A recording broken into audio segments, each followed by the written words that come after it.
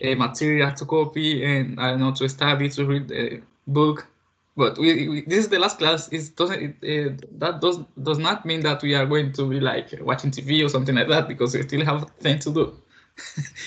Okay. Okay, got you with that. So you just seem like very happy people, but actually you have lots of things to do in the end. Exactly. Okay. All right. All right. Yeah. When I was a student, it was mostly like this. But we had to go to the library. You know, internet was not really a big thing those days. It was quite selective.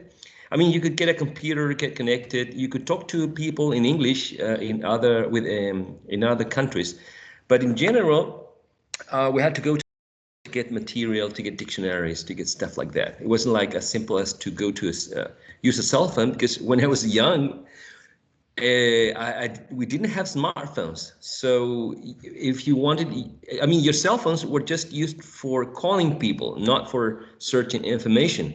You didn't have a cell phone as a dictionary, to text someone. It was just, to make phone calls. So if you want to find out information, you have to go to a library. So that would be, scheduling a meeting with other classmates to go to library to work on collaborative task, for example. So it was quite different. I think if we had had coronavirus at that time, I don't know what on earth we could have done because I mean no one had. I mean computers were very very rare at homes. I'm talking about I'm talking about 1990 something, 1990. Were you born in 1990s? I think you were Yes, born in the, yes, I yeah, think so. I was born in okay, 1999. So 1999. yes. Okay. All right. I finished university undergrad studies in 1996. So in those years, I wasn't not. born. That's all right. Yes. So yeah, so you could be my sons and daughters, but so you could picture that. So the idea of technology was present those days, but it wasn't as accessible. It was not like everyone at home had a computer. I think I was lucky enough to have an Atari 800 XL. That was the name. But we used it mainly for video games, and it took a while because we needed to load the the game for like 45 minutes. It was crazy. It was crazy. Yeah, it's incredible that how the world is like is going to like evolution, uh, globalization. I don't know how Uh, to say. yeah, evolving. Yes, evolving. Yeah, Yeah, it's that's incredible, right? exactly. Yeah, evolving or hopefully, hopefully evolving. Hopefully, because evolving implies that it's going into a positive direction, right? So we don't know because we're making progress in some areas, like in technology, science, but Yes, we're not making so much progress in terms of ecology, in terms of the environment, right? yes, sir. Tough times. We have the best and the worst of human beings these days. So it's going to be interesting. Everyone thought that 2020 was going to be a great year. I bet that was everyone's perception. Like the Yes, best year. Yeah, right?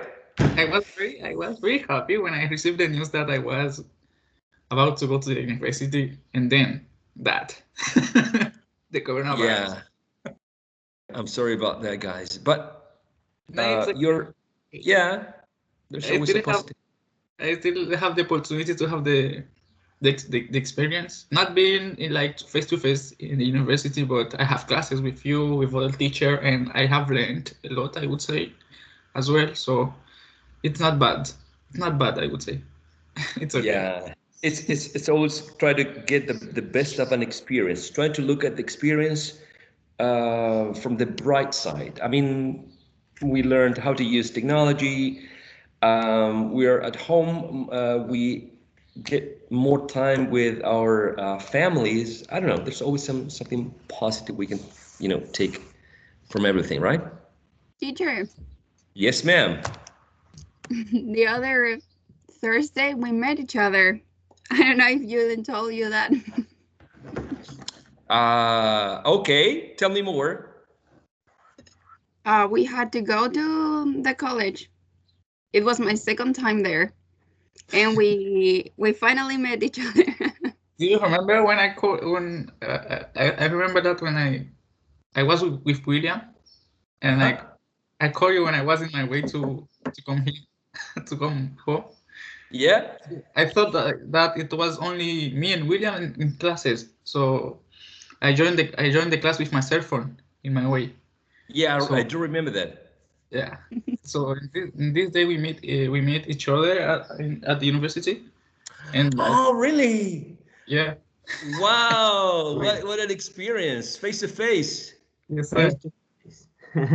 Nice. That's nice. Just the three of you? Yeah, anyone else from the course, from the class? Yes, another plus another classmate, Elizabeth, Elizabeth Loyola. Elisa Ladayala, right? Mhm. Yes, We had to go Elizabeth. to find el pase escolar. Uh-huh. Yes. Nice. All right. All right. Good. I mean, it's I bet it was quite an experience to meet people.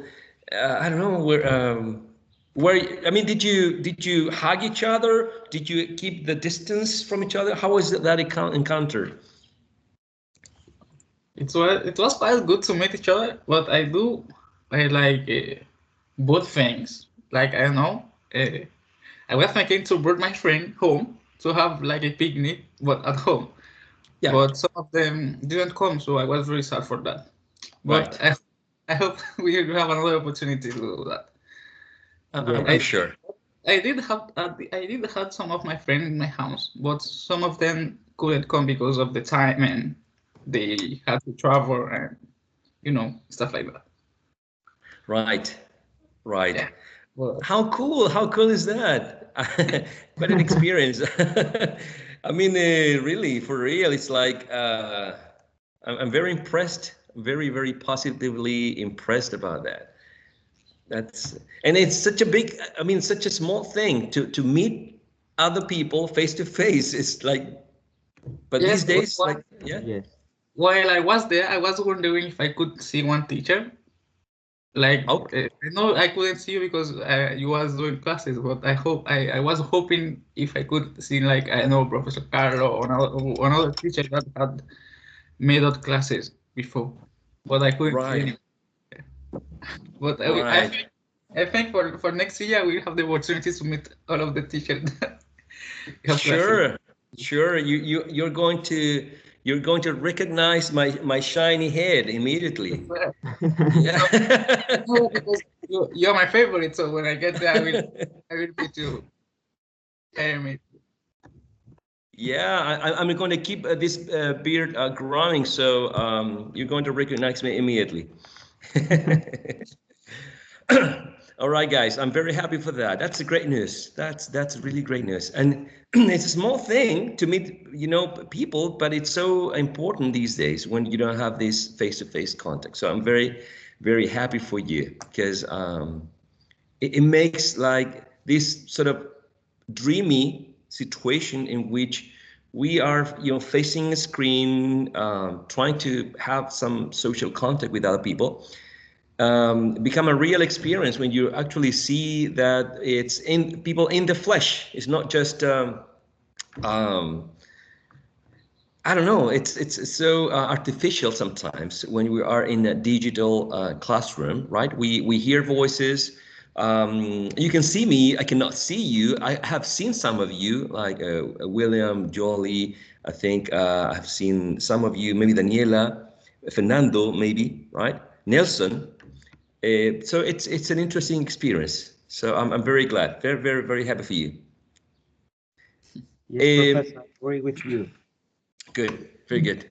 Guys, let's move on with the agenda for today, which is features of connected speech. Again, 3 T's, I mean tonality, tonicity, and tone again, but this time with a short exercise, which is formative quiz, okay? By quiz, I mean that this is an activity that you're going to do to test yourselves, and formative because we're going to see and make comments of your results. Okay, I am planning to share a very short video. It's actually a lady speaking, okay, and she's saying just 2 things. So I want you to listen to those 2 sentences, which are going to be the formative quiz. Okay, so it's very, very simple, and it's very, but tricky at the same time. Let me know if you can, if you're watching something now. Yes. Are you, yes, okay. And I'm going to disappear, and let me know if you can listen to this. These sentences. Can you hear the features of connected speech? Yes. Excellent. So what I'm going to do is I'm going to play this video several times. Remember, there are only 2 utterances, 2 sentences, okay? So I'm going to play the first one, and I want you to pay attention to this first sentence, and I want you to identify which features of connected speech are present here, okay? So here we go with the first time. Grab a pencil, have something to write on, and here we go.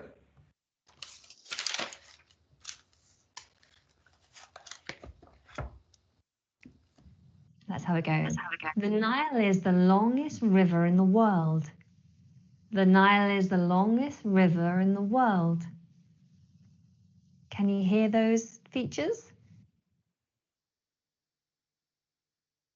Okay, I want you to have a listen to these sentences. Can you hear the features of connected speech? That's how it goes. The Nile is the longest river in the world. The Nile is the longest river in the world.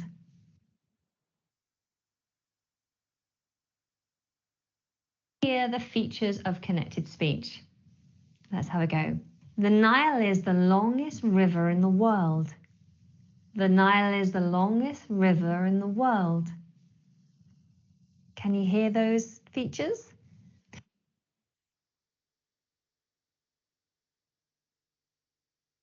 Here we go with the last time, all right? That's how it goes. The Nile is the longest river in the world. The Nile is the longest river in the world.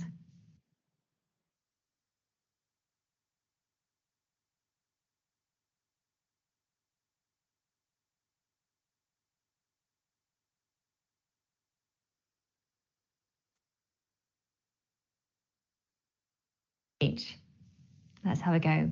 The Nile is the longest river in the world. The Nile is the longest river in the world.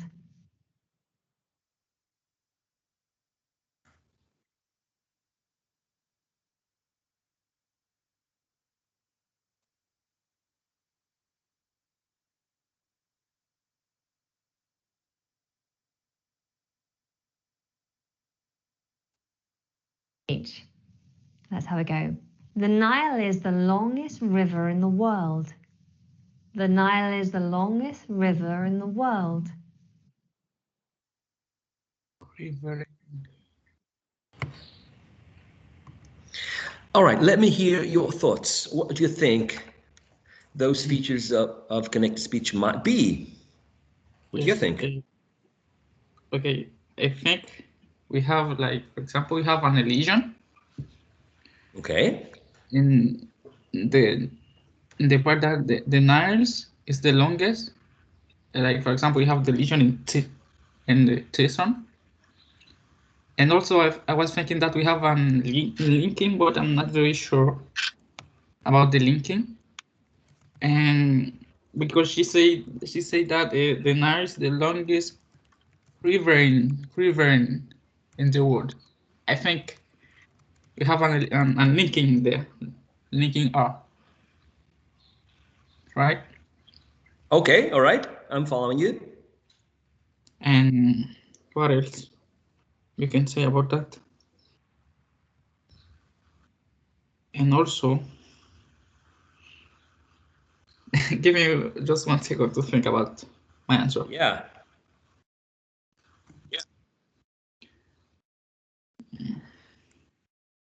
So what was the first one? Come again, so I can sort of take notes here. We have the legion of T, longest. All right. And then I think we have like a linking between river in the wood, linking R, right there, exactly. And I do have another answer, but I can't. I'm trying to figure out how to say it. How to connect it. Maybe I don't know if another classmate have another answer, or maybe they disagree with me with that I have just said. Yeah, that's good. Let's see if you all agree with Jolie, or you have a different opinion, or another feature that you were able to identify.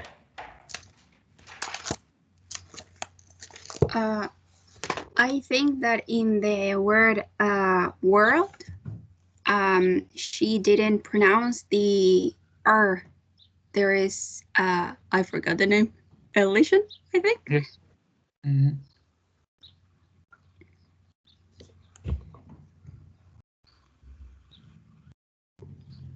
Okay, so the R disappears. So if it disappears, we're talking about an elision, a probable elision. Yes? No? Yes. And also, I was thinking about when she said that the nerds. I don't know. Maybe I think we have another linking in that part, but I do not know how to explain it.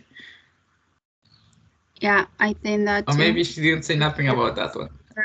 It sounds like together. Yes. Yeah. The nerd is there.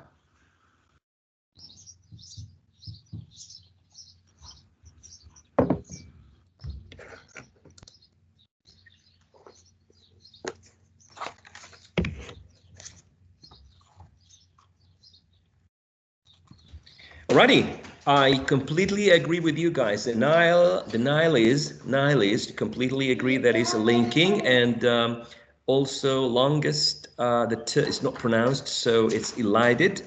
Riverin, absolutely. Some people, well, this is a linking R, definitely a linking R. As river in some dialects, in some dialects that are non-rhotic, the final R is not there unless you are using this consonant sound to link the following sound, which is which contains a vowel sound, right? So I completely agree with you. And world,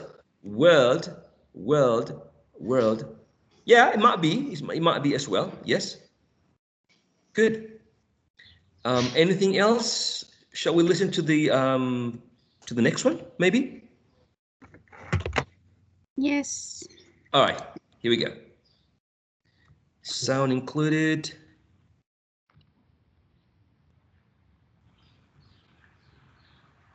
Okay, here we go. The next. I think this. No. Yeah. Here we go. David has got 2 portions, but the others have got 3. David has got 2 portions, but the others have got 3. Did you spot them?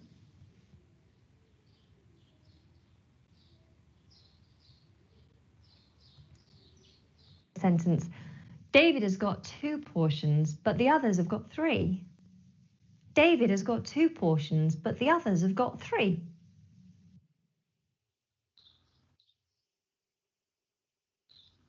Sentence. David has got 2 portions, but the others have got 3. David has got 2 portions, but the others have got 3.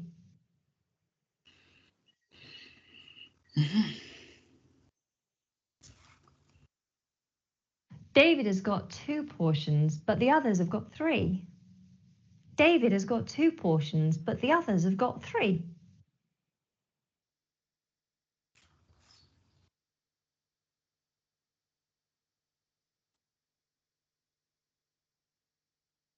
Sentence.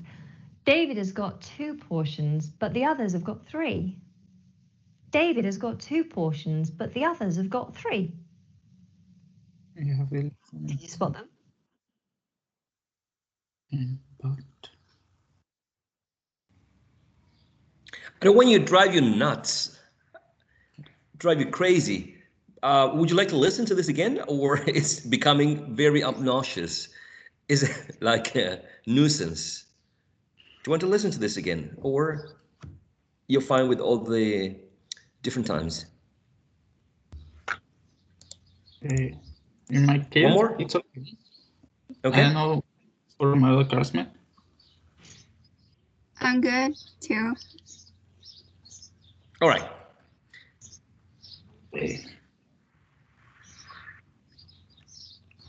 Okay, so let me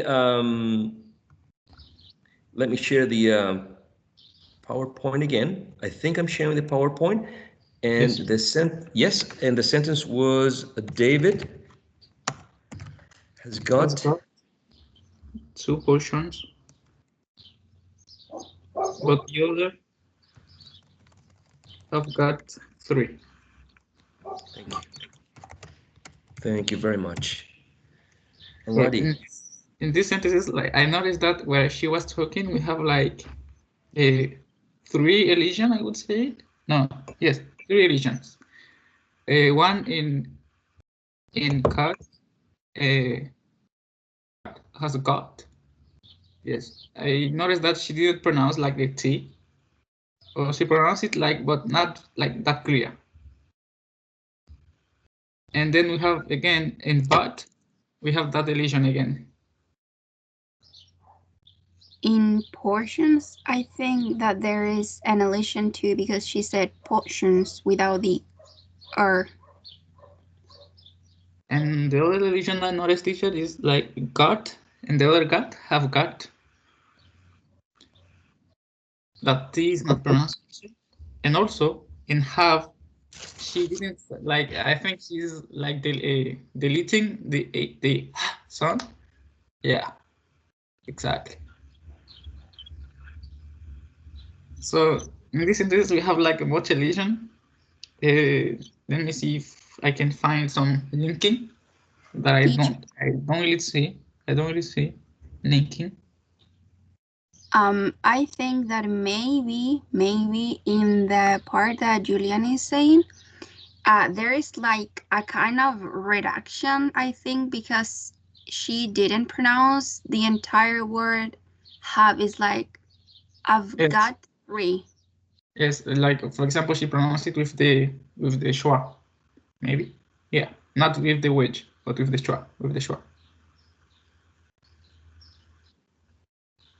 Catalina says she barely pronounced has.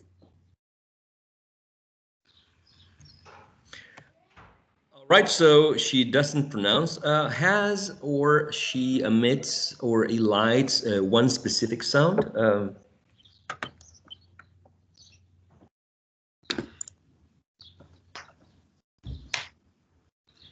I think that Camilo wanted to say something because he was raising his hand. Sure, Camilo, go ahead, please. Thank you, Daniela. Oh, thank you. Was Daniela saying the reduction of has and have? Because she say David's got 2 portions and others got like, so there's the reduction of has and have. Right. All right. So we can be talking about a reduction if we hear David's got, right? And an elision if we think that the initial sound was omitted. David has. So far, those 2 options are possible, right? We can talk about a reduction in the case of has, or an elision. Do you want to hear what she has to say? Of course. Let's All see. right. All right. Here we go. David has got 2 portions, but the others have got 3. David has got 2 portions, but the others have got 3. Did you spot them? I think there's 5 features in that sentence. David has got 2 portions, but the others have got 3. So we have the omitted H in has. David has. Got is missing the T. David has got 2 portions. David has got 2 portions. Then we have the missing T on but the others have misses the H off, but the others have got also misses off the T and 3. David has got 2 portions, but the others have got 3. And when you put it all together, it helps the flow. David has got 2 portions, but the others have got 3. You try. Fantastic. Mastering the features of connected speech. Teacher, Yes, sir. I was wondering how she can pronounce like but without saying the T at the end. It's kind of it's not comfortable to say. Like, for example, I would say like in Spanish, incómodo to say but without the T. How she can say that? I know she's a native speaker, but like, for example, how can I say but without saying like the final T at the end? Yeah, I understand what you're saying, but the fact that she's a native speaker does not Yeah. mean that she is able to analyze her own speech. I mean, you can be a native speaker, but not necessarily have a very good ear to analyze what you yourself are saying, right? So I think that sometimes, there might be. Let me go back to the. I don't know, but I feel more comfortable when not that I'm with the presentation, but there may be some notes here. So yes, there might be an illusion, but also we might think that there is a regressive assimilation. Regressive assimilation, in which sense that sometimes the t is pronounced, but it is not exactly the same t as when you say t, right? When you say table or ton. Definitely, yeah, it's not aspirated. It's not Because, necessarily yeah, it's not the same. aspirate. Exactly. Now it comes before the, which is, as you know, an interdental sound. Right? So when we say when I say this t, this alveolar plosive sound that comes before the, in specifically when I say but and the follows, the tongue does not touch the alveolar ridge. When I say but the, when I say this sound, it's not interdental anymore. It's like I'm placing the tip of the tongue behind the upper teeth. So that's something that it's affecting the sound. So it's sort of influencing the previous sound. The is influencing the previous t. So let me see if I can get an image. Okay, no, those images are kind of scary. Okay, I guess this one.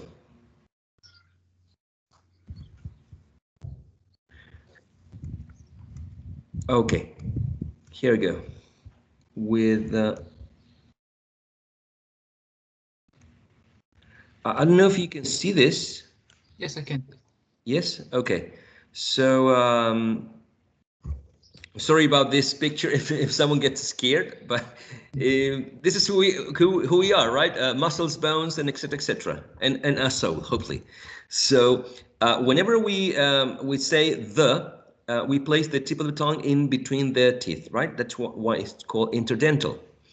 When I say but the, because t is pronounced with the tip of the tongue in the alveolar ridge right here, right? T. But the, and then the tongue has to go down here. The tongue finds a place in between the alveolar ridge and this space between the teeth, which is right here, behind the upper teeth. So, but the, when I say but the, my tongue at least is placed behind the upper teeth. Like when in Spanish I say dado, donde, digo, duda, just like that. When I say, and I think we talked about this before, the. So for some speakers, when you say but the is not interdental anymore, but is dentalized, meaning that the tongue goes a little bit upwards, touching the upper teeth, behind the upper teeth, not really going to the space in between the teeth. So that's one option, right? We can say that whenever we talked about a the after a t, we may be saying that there is a regressive assimilation. So that's one thing. Some speakers might glottalize this, might say but. So they may stop the air for very, very little time in the area of the glottis, the space in between the vocal folds. But. Some speakers can also do that, but I don't. In this case, I agree with Jolie saying that elision, but would be like but the others. If I elide the sound, it's not present. So I would say but the others. So it would be like not so common to elide a t in this situation, but to glottalize the sound or to affect but right. So in this case, but I wouldn't say regressive. Sorry, I think I made a mistake here. But I would say that this is this, because this sound t is affecting the interdental, which is not interdental anymore, but the tongue goes up a little bit.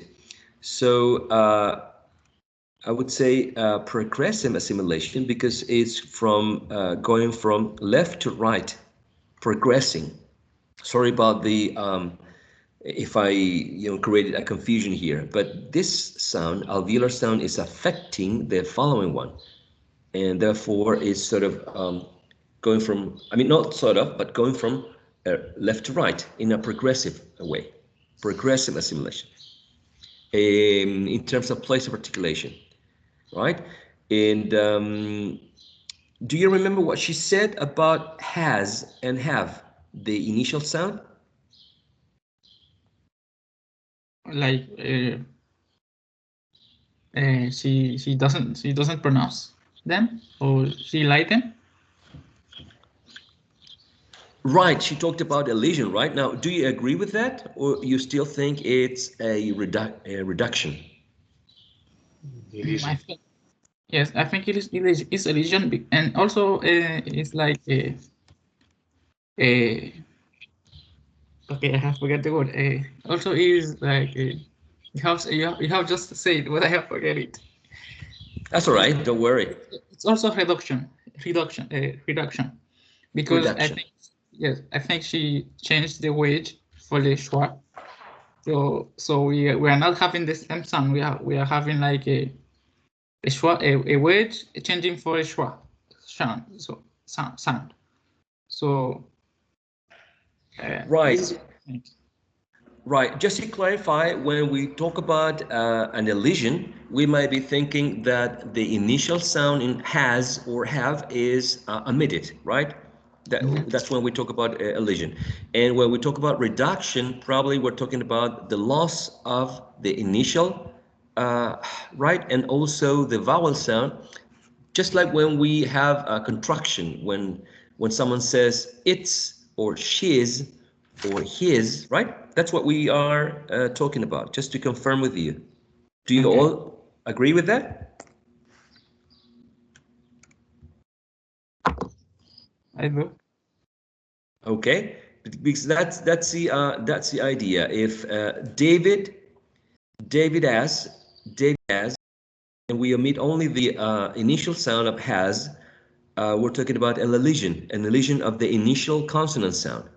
Now, if you listen to another speaker saying David apostrophe S, and then the rest follows exactly the same. David's got, which is also an option, David's got. Then we're talking about a contraction of the verb has.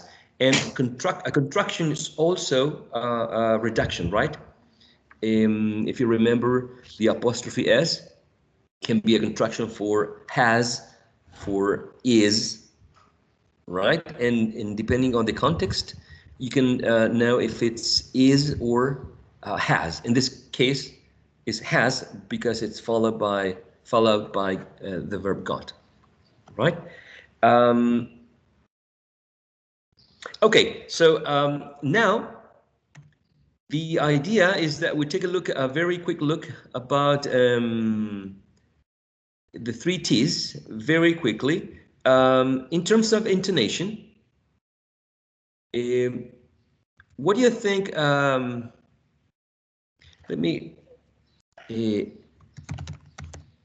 Let me show you. Let me show you the next slide. Okay.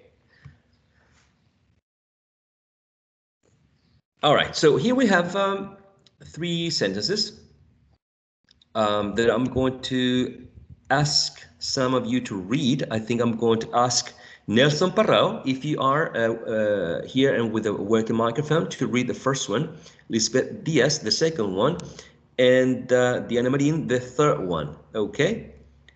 By this, I mean that that's the first one, that's the second one, the first one, second one, and third one. Nelson, is your microphone working? Would you and could you? Yeah. All righty. Hey, I'm here. good. So Whenever you want. Right. What are you going to do tonight, Elizabeth? Great. Do you mind reading it again, please? Right. What are you going to do tonight, Elizabeth? How many times, teacher? Oh, that's fine. That's fine. That's fine. Just another time. It was fine. Right. Thank you so much, Nelson. Okay. You're welcome. Now, we all know that when we refer to the three T's, we refer to tonality, tonicity, and tone, right? So let's work on tonality with the first sentence, please. For those of you who don't remember what tonality is, well, you can study, or we can discuss this right here. So tonality is segmenting, right, the speech, dividing the speech. We all make pauses. Everyone makes pauses when they speak. We cannot keep going forever. Even if we have a Duracell battery, we have to stop at some moment to breathe, right? How many intonational phrases do you think there are here?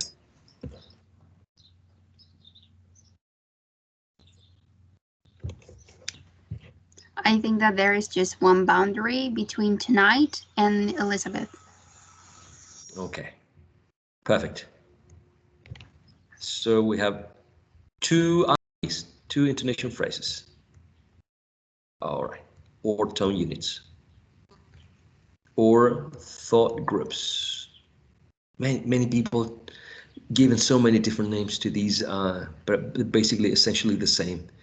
So what are you going to do tonight, Elizabeth? That's the way Nelson read this, right? If you remember. What are you going to do tonight, Elizabeth? What are you going to do tonight, Elizabeth? So what can we say about the first sentence in terms of tonality, tonicity, and tone?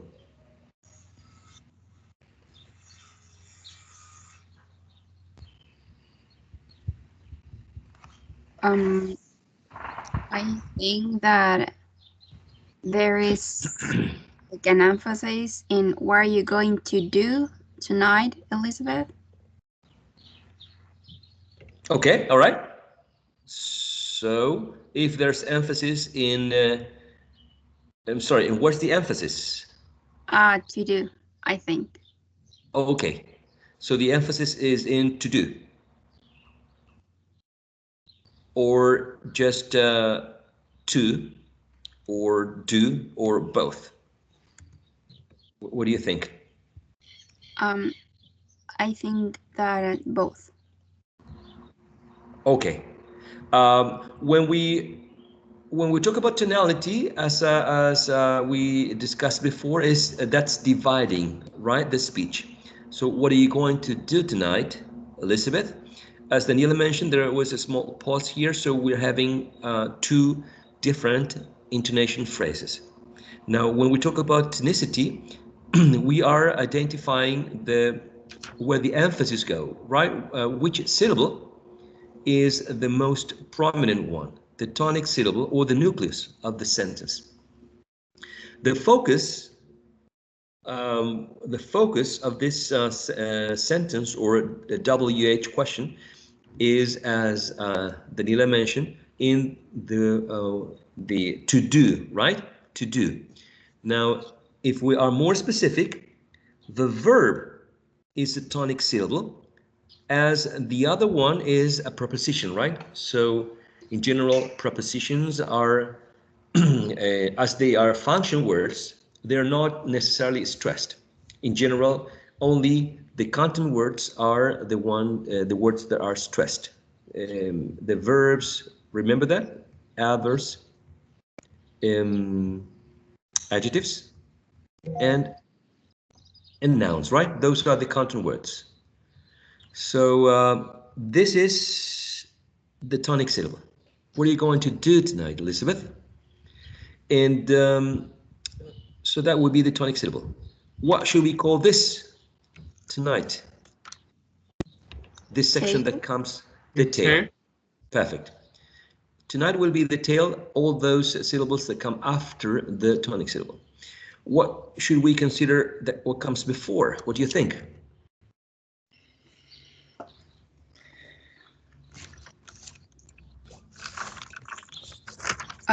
The prehead. Okay. So we're going to consider all of this the prehead. Do you all agree, disagree? Do you support Daniela? Are you in favor of Daniela's choice? Against it? What do you think? Oh, we had a prehead, head, the tonic syllable, and the tail. I barely remember. Yeah, exactly. We have that's what we have. Prehead, head, tonic syllable, and the tail. I think we're completely fine with the tonic syllable. Do, because do is almost the last content word and in this utterance. And in general, the last content word, that is the last verb, adverb, adjective, or noun, is the one that contains the tonic syllable. Because in general, that's going to be the focus of the emphasis in a sentence, right? The idea now is to decide whether what are you going to do tonight? What are you going to do? Sorry, what are you going to? What are you going to? If that's the prehead, or if we have a prehead and a head. Um, Nelson read this. What are you going to do tonight, Elizabeth? what are you going to do tonight, Elizabeth? So what are you going to, there doesn't seem to be a stressed word in the way that this utterance was read by Nelson, right? Some people may have read this as, what are you going to do tonight? What are you going to do? But in general, I think that's the way it is. A speaker is expected to read this, just like Nelson did. What are you going to do tonight, Elizabeth? So let's keep it that way. Now, Elizabeth, that's who we are addressing with this question, right? Now, Elizabeth contains several syllables. Elizabeth. So which should we consider the tonic syllable in this multisyllabic word? As the nuclear, teacher? Yes, the nucleus or the tonic syllable.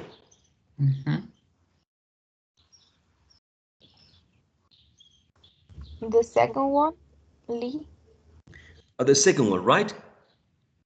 Elizabeth. That seems to be the tonic syllable here. So before the tonic syllable, we can have a head, a head, or both. In this case,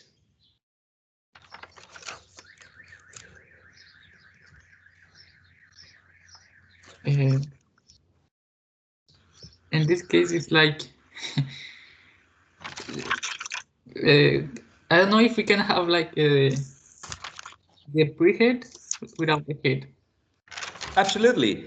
We can have a pre-head without a head. Yeah, absolutely. The pre-head and the head are optional because they may be or they may not be present.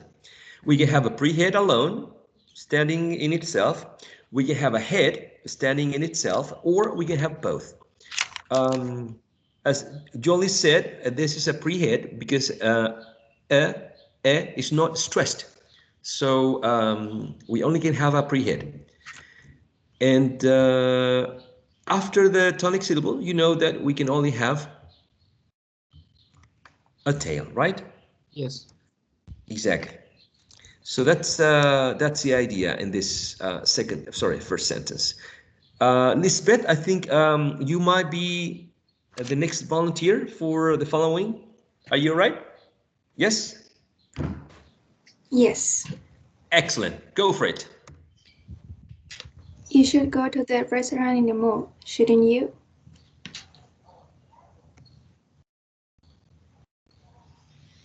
Could you read it aloud again, please? You should go to the restaurant in the mall, shouldn't you?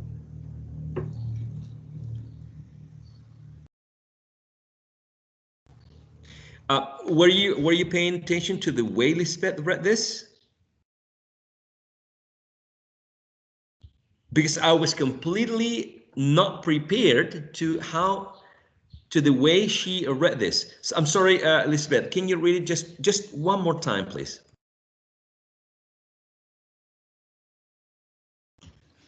You should go to the restaurant in the mall, shouldn't you? All right, thanks so much. Let's do the analysis according to the way Lisbeth read this, all right?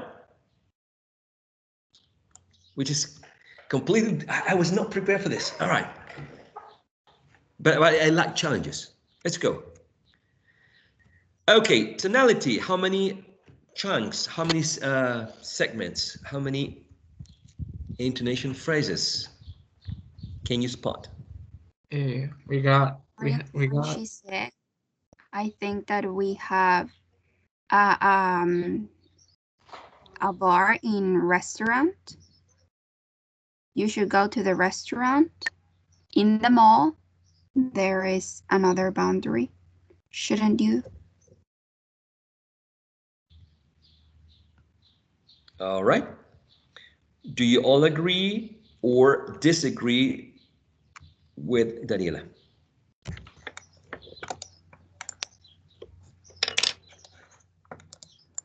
Lisbeth, do you agree with the tonality given to this utterance that you just read? Yes, I agree. Sorry, I know I said that I was asking you for the last time, but just one more time, please. Just to compare what you read with the tonality. Sorry. You should go to the restaurant in the mall, shouldn't you? No, I think this time you read it differently. Sorry to say this. I think I don't know what you think, guys. But I think you made a pause intentionally so that he could match. Are you a I could very good? notice it. Yeah, I think she's a friend of Daniela's. Are you a friend with Daniela? No, Lisbeth? So I think the first time she didn't make a pause. You should go to a restaurant in the mall, shouldn't you? I completely agree with Daniela with the pause that she made right before the question tag, right? So in general, we make pauses before a question tag. So that's like not really something unexpected. But I think she went straight from you should go to a restaurant in the mall. And why I was saying that was unexpected for me, because in general, I heard someone saying you should go to a restaurant in the mall, shouldn't you? So that's another way to read this. You should go to a restaurant in the mall. So you should go to a restaurant in the mall, shouldn't you? Um, but anyway, do you agree with Daniela? Should we keep the same three intonation phrases, or two, or only one? Let me ask someone else. Yes? Maybe we could delete the boundary in restaurant. I mean, she talks very softly, so maybe that is why I hear it in that way. Okay, all right. What do you think, Valentina? Jennifer Millaray? I think William mentioned her bad connection, so I'm not going to bother bother him. Fernanda Navarro, Fernando Ramirez, what do you think? Camilo, Catalina? Should we keep, because if we say that there are three, then we should identify a tonic syllable in the first one. We should identify a tonic syllable in the second one and another one in the third one. Because, you know, one tonic syllable, only one nucleus is present in each intonation phrase. Therefore, the analysis is going to be different.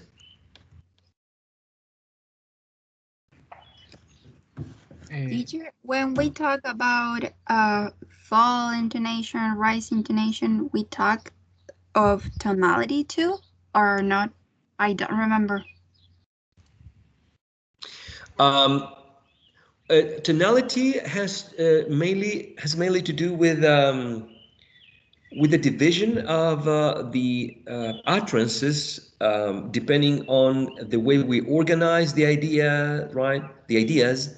Also, it has to do with the way we organize the ideas in terms of, psychologically speaking, but also that we tend to breathe and we organize our ideas also according to how much breathing capacity we have, because we cannot keep going forever, so we have to make pauses. Also, the emphasis that we want to make, and the type of discourse that we're giving, because when someone is doing stand-up comedy in general, there are specific moments in which the comedian is expected to make pauses. Like, for example, in a punchline, when the comedian is about to finish the joke, there's a pause, right? And which makes the fun part of it. When a politician is giving a speech, there are going to be several pauses because the politician wants us to focus on specific ideas. So tonality has to do with that in general. Now, when we talk about intonation, because in general, tonality, tonicity, and tone are sort of three systems that work together and give shape to intonation. When we talk about intonation and we say rising intonation, falling intonation, in general, we talk about the IP, the intonation phrase. So when we say, what are you going to do tonight?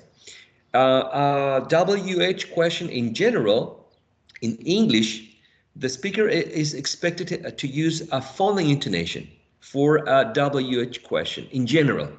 And for a yes or no question as the last one, number 3, you are expected the speaker to use a rising intonation.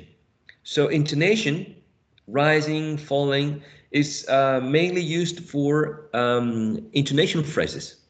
Are you feeling cold? Are you feeling cold? Rising intonation. What is your last name? What is your last name? WH question, falling intonation.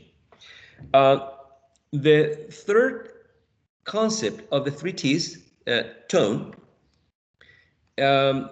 is more connected with the nucleus of the IP, the tone, the one containing the tonic syllable. For example, in the first one, tone would be more connected with what we do here in the do. Or from the tone, tonic syllable, right? And the last section of this utterance. So for tone, we can use a full tone when we want to express confidence, when we want to say that we're sure, when we finished our turn, right? And we want other speakers to say something. And we mainly use a rise tone when we want to confirm some information, like what I'm doing now. When we are listing, for example, yesterday I ate an apple, an orange, a pear, a banana, and a strawberry. So I'm using a rise tone for but in general, tone is connected with emotions. What sort of emotion is the speaker expressing? If someone is being enthusiastic, with a lot of emotion, excited, might be used rise fall tone. A rise and fall tone. I'm thinking about an example. Really, really, really, that would be some sort of an example of a rise fall tone. So my point is, intonation is more connected with the whole intonation phrase. Intonation is more connected with the whole IP, and tone is more connected with the tonic syllable, or from the tonic syllable and the final section of the intonation phrases, the tonic syllable and the tail mainly. Okay, so going back, because we're running out of time before the break, so let's try to identify the tone for the first one. What are you going to do tonight, Elizabeth? What tone do you think we should use for number 1?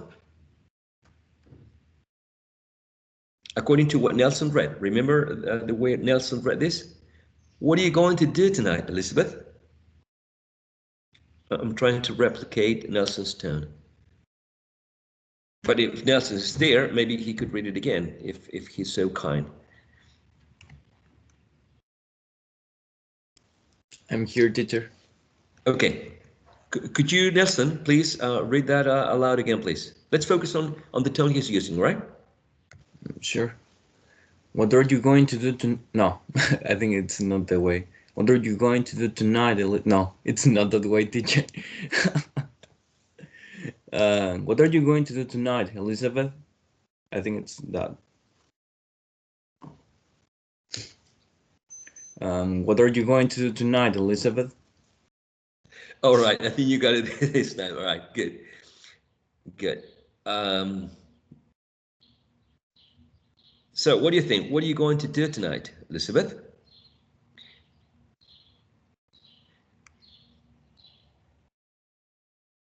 Do you think we should use? Do you think he used a flat tone, a rise tone, a fall tone?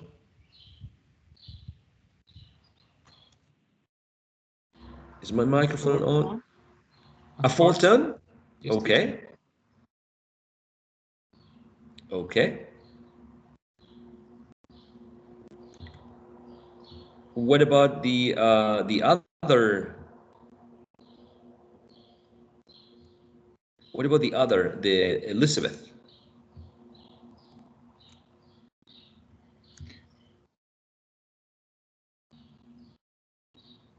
Uh,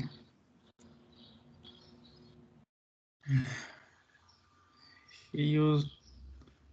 He just said the name. So when he said the name, Was it Elizabeth or Elizabeth or Elizabeth? he he said like Elizabeth. I think Elizabeth. So this would be. Mm,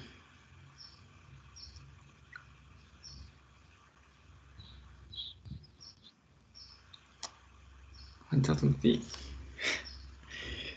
tricky. What do you think, Nelson? What are you going to do tonight, Elizabeth? Elizabeth. Elizabeth? Elizabeth? Elizabeth? Elizabeth? Okay, I got it. I Elizabeth? think he used like it's like four and raise, teacher. Four and raise intonation. Okay. Elizabeth? Maybe. I don't know. I'm just kind of thinking of an answer. Elizabeth. Yes, I think it's four and raise intonation. Nelson, can you read that again, please? I'm sorry, but since you are here. The last part. The whole sentence. The Okay, two okay. IPs. Maybe I'm not doing the same than before, but okay. What are you going to do tonight, Elizabeth? What are you going to do tonight, Elizabeth? Yes, I think it's four and raise intonation. I don't know. Maybe I'm mistaken. Okay, yeah, it's close to full rise. I would say that it's more rise tone, but yeah, I would also grant this because essentially there's a rise tone in the end. Elizabeth, Elizabeth, yeah. So I would consider that it's in between rise tone and a full rise tone. For full rise tone, I think it's more um, a, it should be easily identified, but I think it's not so clear. So I would consider both are could describe this. Elizabeth, rise tone, and a full rise tone could also be applied. Um, let's okay. So in terms of time, I think we are going to take a break now. I think it's healthy, and I should meet with you in 10 more minutes. Okay. Um, go and stretch your legs, treat yourselves kindly, and I'll see you in 10 more minutes. According to my watch is 12:03, so 12:13 should be where we meet again, right? So enjoy the break. I'll see you in 10 more minutes, guys.